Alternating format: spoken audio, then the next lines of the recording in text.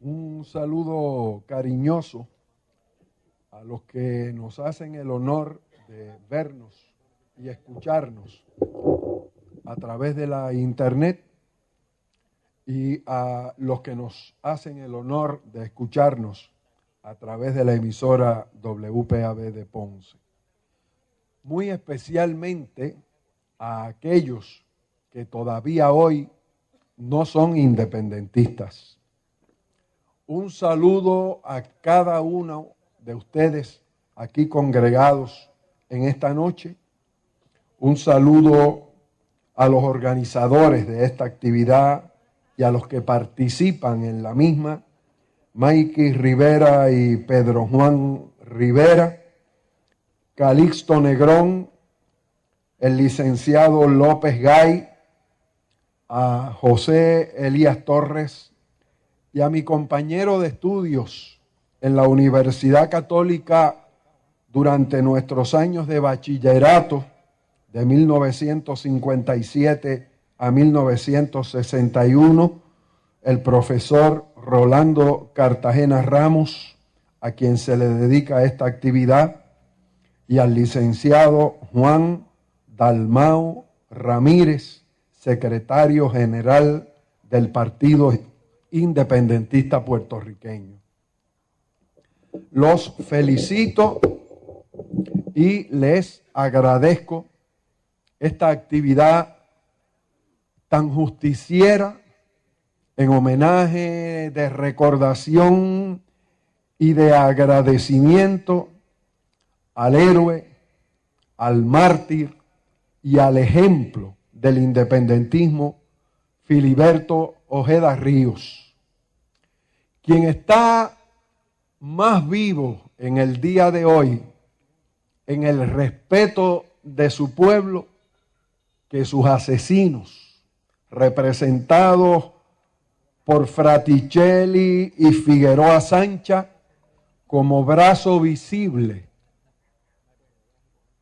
de la represión del gobierno, de las Fuerzas Armadas y de todas las agencias persecutorias del Ejército y del gobierno de los Estados Unidos. Yo estoy seguro que mañana, cuando llegue el día en que estos Fraticellis y estos Figueroa Sanchas partan de este mundo porque es ley de vida, ténganlo ustedes por seguro que nadie les va a hacer una vigilia, así como no hay medallas y estampitas que recuerden a Judas Iscariote.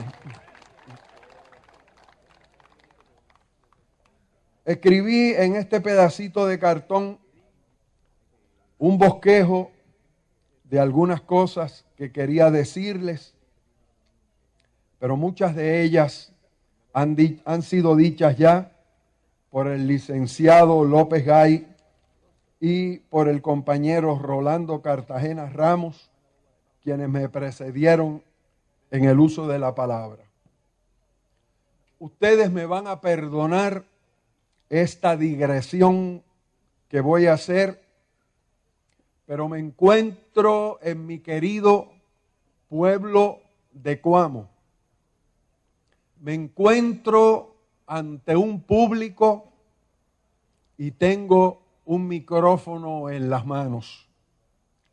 Y me invade la nostalgia y una cierta melancolía cuando en otros momentos de mi vida, ante una multitud coameña, también hice uso de un micrófono y uso de la palabra en la constitución, en la creación y el desarrollo de la maratón de San Blas de Illescas. Cuando yo era un joven que era muy deportista, desde fuera de la ciudad de Coamo, colaboré con la fraternidad Delta Phi Delta, con los hermanos Osvaldito Rivera Cianchini y José Tomás Cheto Rojas, a quien vi por aquí temprano y se lo agradezco mucho, y con el licenciado Elfren Bernier, que en paz descanse, en la constitución, en la creación de lo que el año próximo va a cumplir 50 años, que es la Maratón de San Blas de Illescas. Gracias a ella, a esta maratón, a este evento deportivo, coseché la amistad de muchas y muchos cuamiños y el cariño por esta ciudad. Incluso de figuras populares, de figuras del pueblo que conocí aquí, de las cuales después escribí en el periódico El Mundo cuando yo era columnista deportivo, como aquel famoso personaje de la barriada zambrana que se hacía llamar el Bob Steele de Coamo, porque era un admirador acérrimo de aquel vaquero de nuestra infancia, Bob Steele, y publicaba tarjetas postales y las enviaba por montones, convenciéndonos de que todo tiempo pasado fue mejor, y en ese sentido a mí nunca me convenció, pero sí compartí con él las simpatías por Bob Steele, que también era mi vaquero preferido. Narré esa maratón durante los primeros 19 años de la maratón. Eso me trae recuerdos de gente como Álvaro Mejías, el colombiano, que fue el primer invitado internacional que se trajo a esta maratón, porque había ganado las carreras de 5.000 y 10.000 metros en los Juegos Deportivos Centroamericanos y del Caribe que se llevaron a cabo en Puerto Rico en el año 1966. Después vino su compatriota Víctor Mora, que era una estrella. Recuerdo al belga Gastón Roland, que tenía toda la pinta de un intelectual, de un catedrático universitario, y probablemente lo era, del sueco Lasse Viren, que había ganado la carrera de 10.000 metros en los Juegos Olímpicos Mundiales y que corría la leyenda de que los suecos tenían una técnica mediante la cual le sacaban la sangre, la oxigenaban y se la volvían a poner, y por eso era un fenómeno. El africano Mirus Gifter, probablemente el primer africano que ganó la carrera, y desde luego de mis amados José Elías Chelías de Jesús, Radamés Vega, luego Peco González, y en el origen Abé Alá Fornés o Abe Fornés y Rodolfo Méndez. ¿Por qué les hablo de deportes en una vigilia en homenaje a un patriota, a un libertador puertorriqueño? Porque cuando un pueblo es una colonia, el coloniaje se manifiesta en todas las actividades de la vida de ese pueblo colonial. Y cuando empezamos con la maratón de San Blas de Illescas de Coamo, y más adelante con la maratón de Puerto Rico en Villalba, no fue excepción. Mínimamente dos complejos coloniales salieron a flote de inmediato. Uno pequeño e inconsecuente y otro filosóficamente hablando muy trascendente. El pequeño e inconsecuente es que era un artículo de fe que una carrera de maratón no se podía transmitir. Un día este servidor de ustedes me senté a la manera de un Buda, y lo digo con el mayor respeto a la figura de Buda, pero así me senté sobre la capota de un vehículo de motor en movimiento e hicimos la primera transmisión de una maratón que se hizo en Puerto Rico, y de ese mismo modo hicimos 19 transmisiones. El otro mito colonial increíble es este que les voy a contar.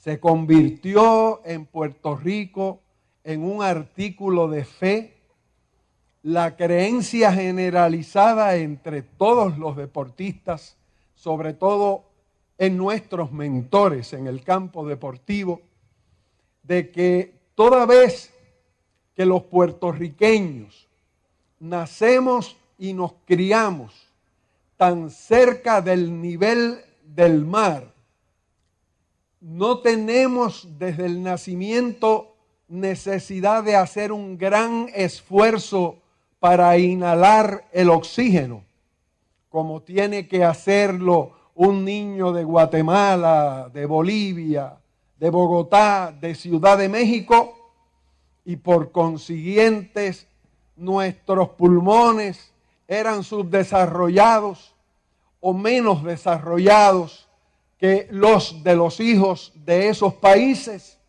y por esa razón fatalmente Puerto Rico no podía vencer en una carrera de la maratón o del estilo de la maratón a ninguno de los miembros de estos países. Ese núcleo de amigos, Osvaldo Rivera Cianchini, Cheto Rojas, Elfren Bernier, sobre todo la fraternidad Delta Phi Delta, intentamos y logramos ahogar a ese otro Diego de Salcedo de ese fatalismo en el río de la fe y de la esperanza. Empezamos con una carrerita de 3 millas que año tras año fuimos aumentando con una gran fe.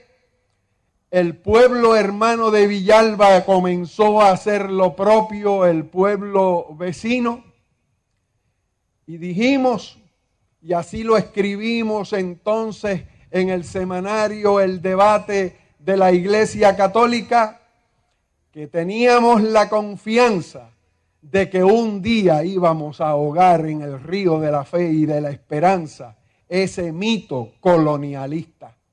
Y ocurrió que un día Radamés Vega, de Sabana Grande y luego residente en Cuamo, ganó la maratón en los Juegos Deportivos Centroamericanos y del Caribe, y otro día Peco González de Utuado ganó la maratón de los Juegos Panamericanos, venciendo a todos los hijos de la América. Esos complejos colonialistas se manifiestan de día a día en todas las manifestaciones, y perdonen la redundancia, de la vida de un pueblo. Ese no podemos, tenemos y podemos vencerlo.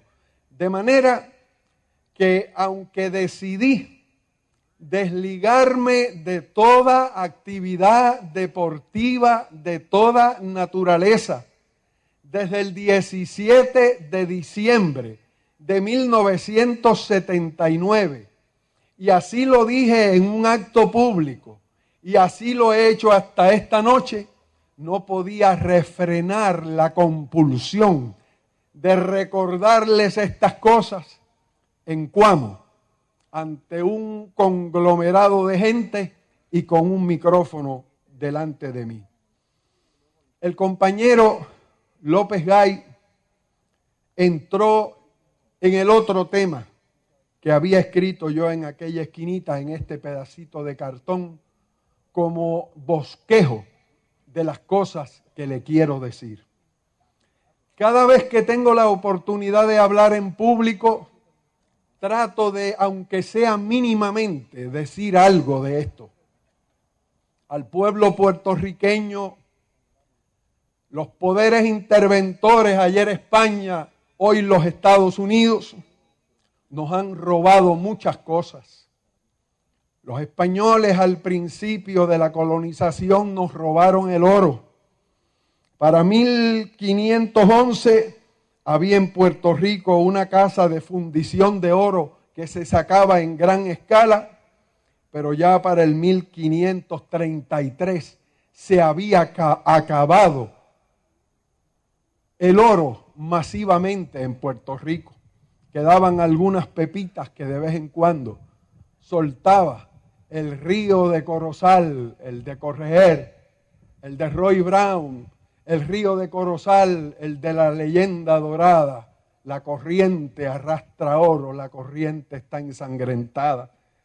En otro momento nos robaron el algodón que se vendía masivamente y con gran productividad para Liverpool, para Inglaterra.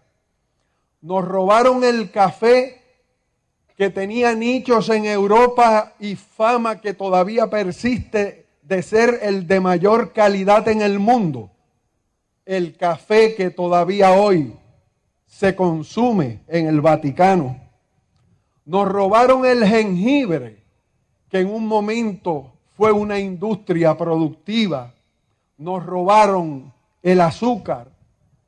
Pero amigas y amigos, el robo más grande que nos han hecho los poderes interventores a Puerto Rico es que nos robaron nuestra historia. No solo se encargaron los estadounidenses desde el día en que llegaron aquí de poner a la cabeza de nuestro Departamento de Educación a un estadounidense para ocultar o distorsionar a nuestra historia, sino que han hecho algo mucho más criminal, y es que nos enseñan una historia al revés. Una historia en la que los héroes son los villanos y los villanos son los héroes. Por eso, si en el mundo entero es importante culturalmente hablando conocer la historia y en concreto conocer la historia de su país, en Puerto Rico, por ser un país militarmente invadido y militarmente ocupado, poner correctamente los puntos sobre las íes de nuestra historia es un acto revolucionario. Y tenía en este cartoncito algo que quería decir y felizmente, gracias a Dios, el compañero López Gay se lo dijo a ustedes. Hoy es el 23 de febrero. Un 23 de febrero fue quizá el día más importante en la lucha por la independencia para Puerto Rico. Y de ese 23 de febrero de 1936, hoy se cumplen 75 años.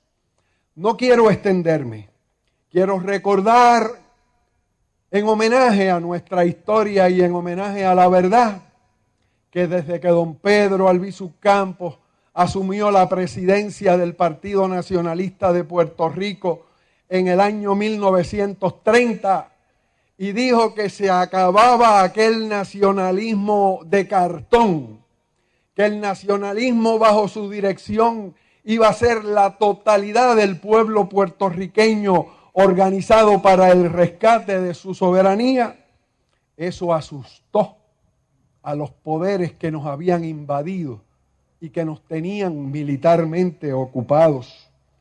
Y comenzaron a hacer un equipo de ensueño, diríamos de nuevo, en el argot del deporte, un Dream Team de perseguidores y de asesinos en Puerto Rico, capitaneados por el gobernador Blanton Winship, con el juez Robert Cooper, que no solo fue el que metió a la cárcel a don Pedro y a todo el liderato del Partido Nacionalista, sino el juez además que de una manera perentoria y abusiva sacó a todos los puertorriqueños que vivían en Vieques, en el área a donde querían hacer la base militar y el campo de tiro que después hicieron. El fiscal Cecil Snyder, que pasado mañana, este próximo viernes, se presenta en San Juan un libro sobre su vida y obra, y yo confío que diga todas las verdades, muchas de las cuales yo conozco, sobre la vida de Cecil Snyder y un alguacil que se llamó Donald Dragon, que era el que los llevaba a las distintas cárceles federales, a todos los patriotas puertorriqueños, a los que se negaron al servicio militar obligatorio. Pero también mandaron a Puerto Rico a un lobo vestido de cordero. No por casualidad, de religión católica, igual que don Pedro Albizu Campos. Llegó aquí con cara de cordero, con actitudes de cordero. Se llamaba Elisha Francis Riggs y vino aquí con el plan premeditado y dirigido desde las autoridades de Washington, o para engañar a don Pedro Albizu Campos o para asesinarlo. Llegó muy simpático. Una de las primeras cosas que hizo fue que procuró que don Félix Benítez Rexach, el dueño del Escambrón Beach Club, el dueño del Hotel Normandy, que era independentista, propiciara una reunión con don Pedro, que en efecto se llevó a cabo en el Escambrón Beach Club. Pero se dio cuenta que estaba muy equivocado si pensaba que don Pedro Albizu Campos era sobornable. Este lobo vestido de cordero era nada menos que el que organizó la constabularia en Nicaragua, que asesinó al general de hombres libres, Sandino. Cuando se convenció de que no podía cautivar a don Pedro, inició un plan para su asesinato y trató de penetrar las esferas de mando del propio Partido Nacionalista de Puerto Rico, y hasta cierto punto lo logró. Pero cuando se hizo esta primera conversación para llegar a la conclusión de que don Pedro era peligroso, según aquellos traidores, incluso para la independencia, una de las personas que estaba en la reunión, que era don Ramón S. Pagán, fue y le dijo a don Pedro lo que se estaba planificando. Don Pedro le dijo que por haber delatado eso, había firmado su sentencia de muerte. Y así fue, en efecto. Como les decía López Gay hace un momento, el 24 de octubre de 1935 se llevó a cabo una matanza masiva en los alrededores de la Universidad de Puerto Rico, en la que murieron el propio Ramón S. Pagán, Pedro Quiñones, que era de mi pueblo de origen, de Isabela, Eduardo Rodríguez Vega, José Santiago Barea, y quedó herido de muerte, pero sobrevivió Dionisio Pearson. En la despedida de duelo de esos asesinados, por primera vez don Pedro, que hasta ese momento había participado en elecciones con el Partido Unionista y con el Partido Nacionalista en el año 1932, ahí trazó la raya,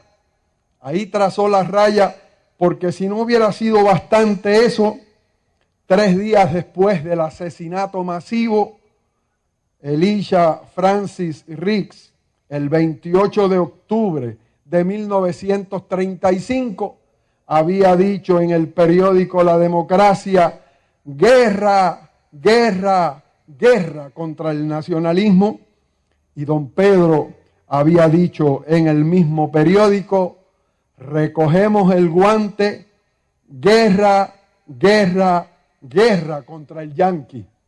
Y en la despedida de duelo de los masacrados en la Universidad de Puerto Rico, don Pedro pidió a los presentes que levantaran sus manos y que juraran que el crimen no iba a continuar en Puerto Rico y que aquel crimen masivo se iba a vengar.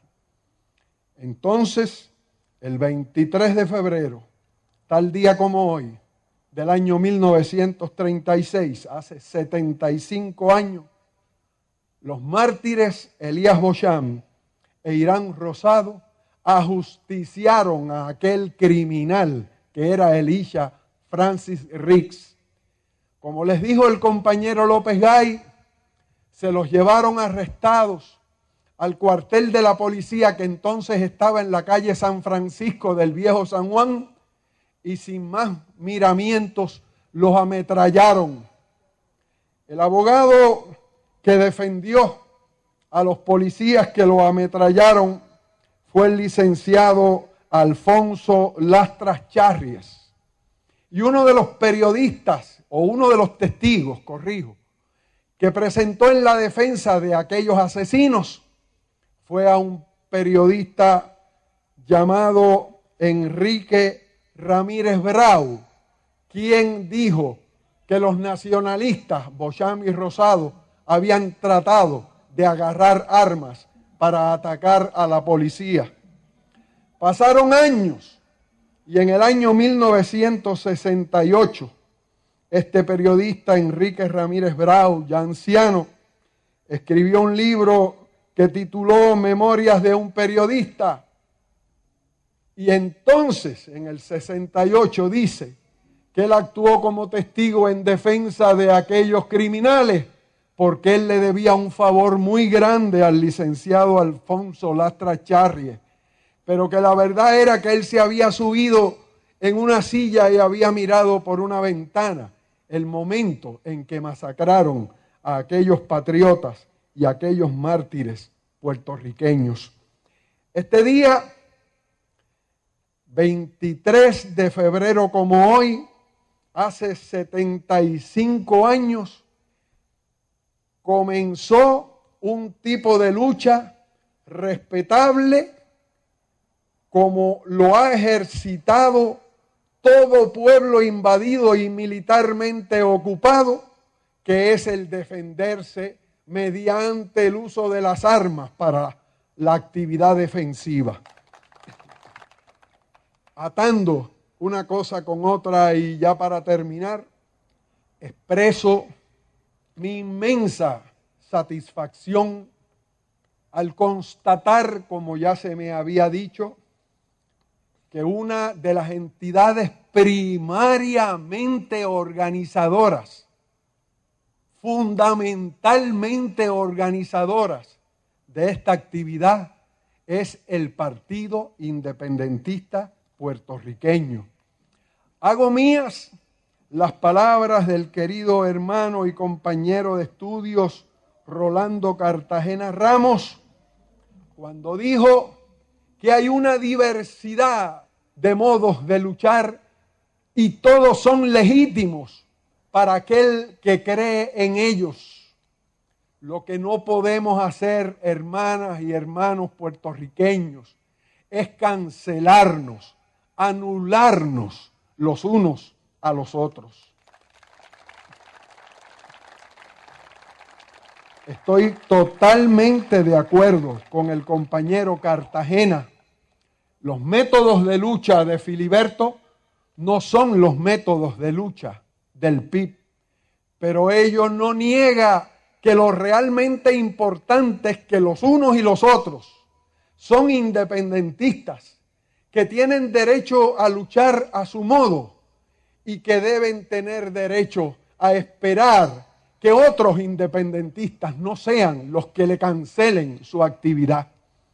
No debo extenderme más porque sería imprudente de mi parte, pero ya para terminar, los invito en ese sentido y en esa dirección a que lean un artículo que escribió el héroe nacionalista don Rafael Cancel Miranda, para mí Rafaelito Cancel, y que apareció en Claridad del 10 al 16 de febrero pasado, y que él tituló y se explica por sí solo: o nos unimos o nos hundimos.